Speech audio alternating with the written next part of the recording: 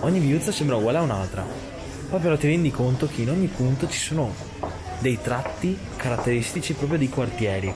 Mi regala emozioni, deve andare ancora in bagno, cosa cazzo fa? Kipumimo. Che cazzo vuol dire Kipumimo? Comunque ho sempre la voglia di andare in bagno perché siete voi che mi mettete ansia nel fare bei video, quindi mi viene sul nervoso e voglio andare. Guardalo che dà la colpa agli altri. Cosa? Che bravo.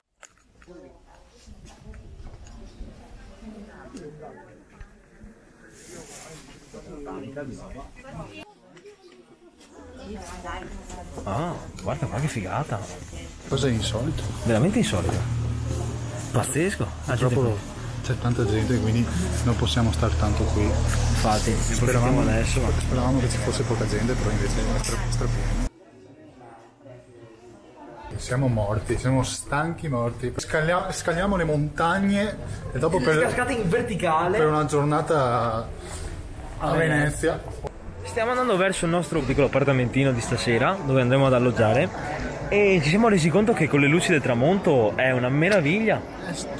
Sì. Ha tutto un altro fascino. Esatto, le luci fioche del tramonto sbattono contro la facciata della grande basilica e creano un effetto veramente bellissimo, che secondo me è quello che ha affascinato per centinaia di anni tutti i turisti di Venezia. Finalmente siamo arrivati, finalmente sì. Aprire, cazzo. Come no? Dai! Guarda, riesco ad aprire! Dai! Ti giuro! Boh, non entra! Come non entra? Quindi ce l'abbiamo fatta allora? Ce l'abbiamo fatta lì. Oh, finalmente, allora andiamo a vedere questa nostra umile dimora. Andiamo, sarà una sorpresa insieme. Tutto scuro. Oh, ale! Beh dai, non è male. Cos'è? Wow! Ma bisogna andare su. Sì, ma volevo vedere. Oh mio Dio, abbiamo addirittura il tappeto rosso. Oh mio Dio, noi siamo dei VIP. Abbiamo il tappeto rosso. Guardate. Bene, ragazzi, questa è la nostra stanza dove dormiremo stanotte. La meravigliosa stanza. Allora, qua dormirò io, ovviamente a letto singolo, lo sfigato dorme sempre da solo. Questo è il fantastico bagno. Aspettate che accendo la luce. Guardate, un bagno molto rustico. Questo sono io, ciao. Qua c'è una sorta di soppalco, se possiamo dire. Aspetta che non mi rabalto. Rabalto. Forse deve verbo rabaltarsi. Questa è la stanza di Ney. Ovviamente lui si è preso il letto matrimoniale. Ovvio! Perché tu? Perché? Bene, dopo una bella doccia, dopo che ci siamo rilassati, riposati, io non sto tanto bene perché mi fa male il dente, mannaggia, però ci consoliamo con il cibo. E qual è il problema? Scusami, uno non può andare in bagno? No, non puoi andare in bagno. Perché io sono stanco di aspettare, ho fame. Stasera devo dire che è anche la prima volta che sto a Venezia, di sera. Ed è la prima volta per entrambi che dormiamo a Venezia. In un appartamentino vicino a San Marco. Sì, ma non è possibile che per raggiungere un posto distante 240 metri ci mettiamo un quarto d'ora.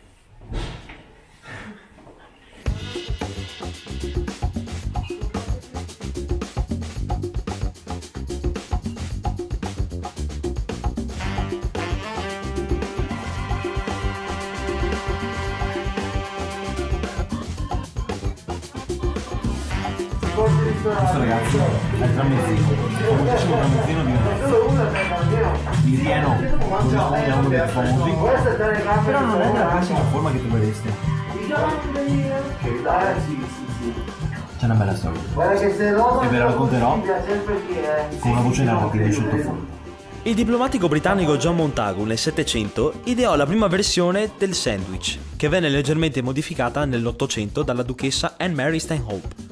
Quando arrivò a Torino nel 1925, presso il caffè Mulassano, il poeta d'Annunzio lo chiamò tramezzo, proprio perché si mangiava in orari diversi dai pasti tradizionali, usato come spezzafame. A Venezia, poco dopo, il tramesin diventò il protagonista degli aperitivi e divenne tipico della città proprio per la sua forma bombata e con la maionese spalmata sul pane per mantenere la morbidezza di esso. I gusti più diffusi spaziano fra prosciutto e funghi, mozzarella e pomodoro, tonno e uova sodo, tonno e cipolline, pomodoro e qualsiasi cosa in realtà. Invece questi ragazzi sono i famosi cicchetti,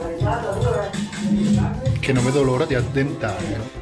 In poche parole, i cicchetti sono spuntini che venivano consumati a Rialto durante gli scambi commerciali. Le origini sono latine e deriva dal termine cicus, ossia la membrana del chicco del melograno, che in senso lato rappresenta la piccola quantità. I cicchetti più comuni sono sardine saor, baccalà mantecato, nervetti con la cipolla o anche i moscardini in umido. Quindi, come avete capito, nella cucina veneziana molti piatti usano come ingrediente principale delle parti degli animali poco pregiate e le valorizzano molto.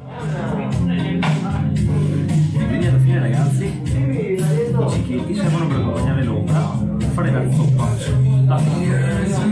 così da assorbire tutto l'alcolico sapore che ha questo vino. Quindi, alla vostra! Il signore del baccaro, il signor Nicolò, ci spiegherà la storia del famoso Select usato per l'aperitivo. Dello spritz. La gente pensa che lo spritz sia lo spritz all'albero, con la cannuccia dentro.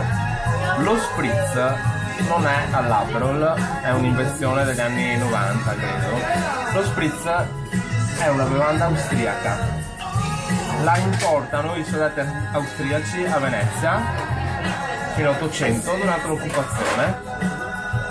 Praticamente lo spritz è acqua gasata e vino bianco, una fetta di limone. Dopo, nel 1920, i fratelli Pilla si inventano il Select, che è il primo aperitivo poco alcolico per macchiare lo spritz.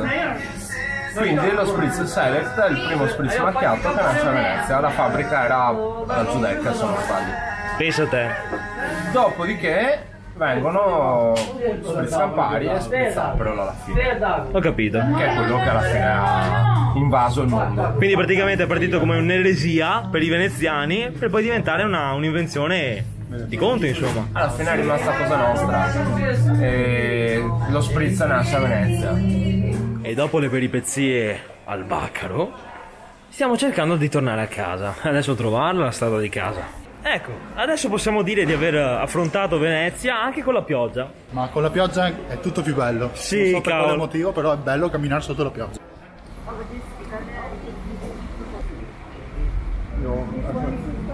Ragazzi, è stata una giornata super intensa. Sono stanco morto. Solo che ti. Però il tente mi fa meno male. Abbiamo mangiato, bevuto e siamo contenti. Sì, abbiamo fatto l'esperienza del baccaro fighissima. Detto ciò, ragazzi, buonanotte a tutti. E ci vediamo domani. E ci vediamo domani con un prossimo video.